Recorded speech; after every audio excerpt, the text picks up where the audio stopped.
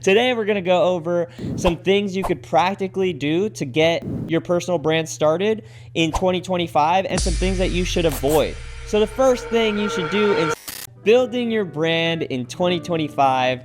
What should you be doing? What shouldn't you be doing? What does it even mean? What is a personal brand? It's like this mystical, magical unicorn thing that some people have grasped the idea of, gotten a hold of it, and created massive success in their lives. And some other people are like, yeah, I tried that. Building your personal brand is a scam.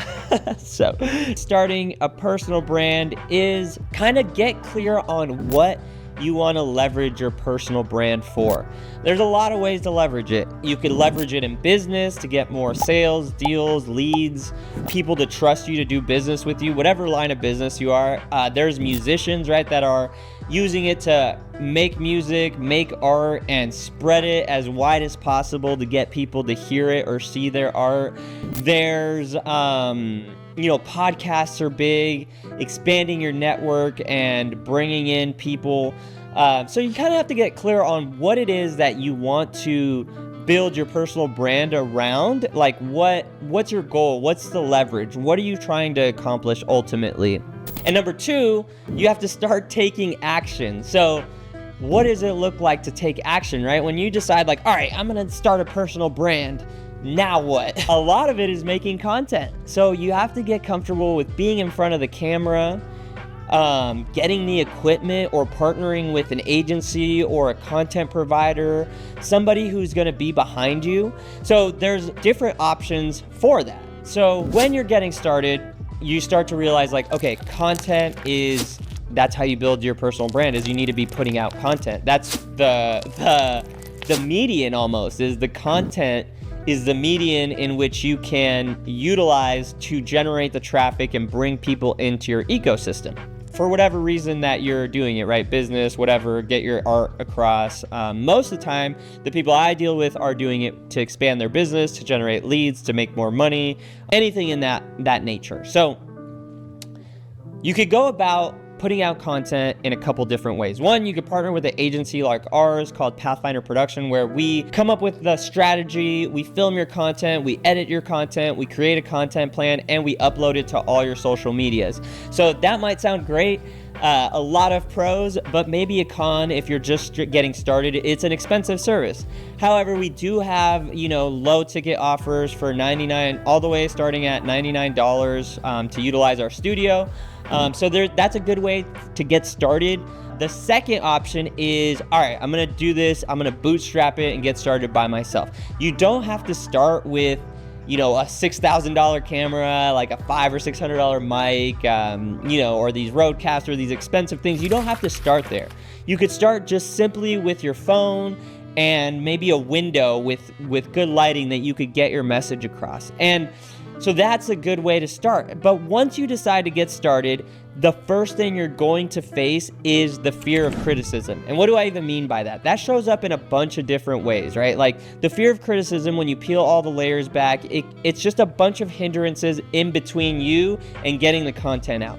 So it could show up like, oh, I need to get the best camera, right? And then you takes a long time to save and get the best camera. Then it's like, oh, I need to get really good at editing. And then it takes you a long time to get good at editing. And then it's like, oh, I don't like the way my voice sounds. Whatever story we tell ourselves in our mind, ultimately, if you peel all the layers back, it's the fear of criticism. And what is the fear of criticism? The fear of criticism is the fear of like putting out content on these like stages, right? In our mind, it might as well be the world stage. It's like everyone we've ever known, ex-boyfriends, ex-girlfriends, co-workers, ex-co-workers, mom, dads, all these people we've ever met in our entire lives, like their eyeballs are on this stage that we call like the world stage, right?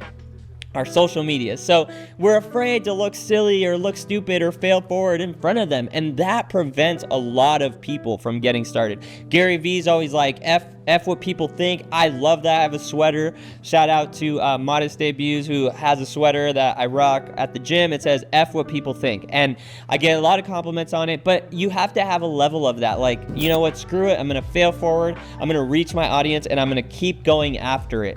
So that's the second thing, right? Like, Be consistent, face the fear of failure and the fear of criticism, and get started on making content. Whether it's partnering with an agency, whether it's bootstrapping it and doing it all on your own.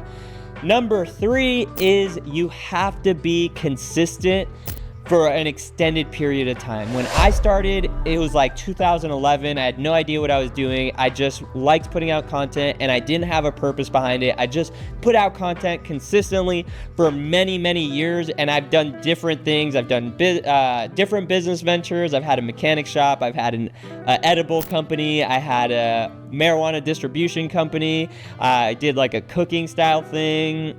So I've done a lot of different things, and there's been people that have followed me throughout the whole journey. And so doing a personal brand isn't like this mystical, magical thing. It's really just showcasing what you're doing in the moment, what you're excited about, and sharing it with a group of people, right? And if that group of people are in the market for what you're offering, chances are they'll do business with you. And that's just kind of how it is. It's just putting yourself out and making it receptive so that more people could see you, become fans of you, and if they're in the market for the service that you're offering, they'll take action with you. I mean, that's the whole goal, I think, of doing a personal brand.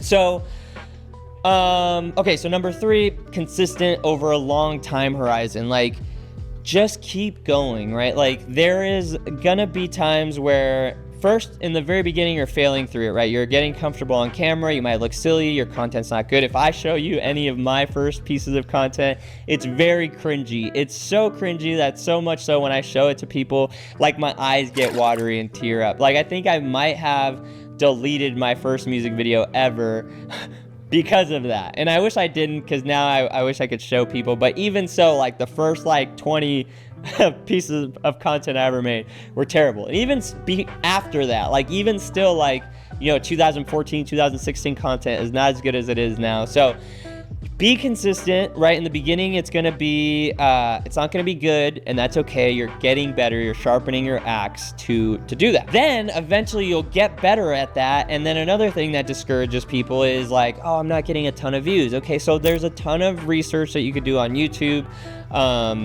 you know, on specific methods and manners of going viral. Like, try applying those things, right? Like, try doing things. I look at it as like a social experiment. Like, everything, just try something different till something works. Just try it. Never stop trying. And over a long enough time horizon, it will work out for you. It's just like people give up in a lot of ways. Like, I've seen people give up after a few months. I've seen people give up after a year. I've seen people give up after a couple years. Like, you need to almost change your identity and be like, I'm going to commit to this until it works because it's going to benefit my business or everything I have going on. So you need to just continue to be consistent over a long enough time horizon to see success. And that's basically it. Like, I mean, that's kind of like the 3 steps in a nutshell that I would do in 2025 if I was starting from zero. Is number 1, get started. Decide to get started, whether it's with an agency, a content provider, or bootstrapping it with all your own equipment, all your own stuff. Number 2, get over the fear of criticism, get over the fear of failure. Number 3, be consistent over a long enough time horizon to see success. And that's it, guys. Like, if you do those 3 things, I promise you, over enough time, your personal brand will develop. It'll get strong. It will attract business. It'll get you everything you need to do. It'll get you everything you desire.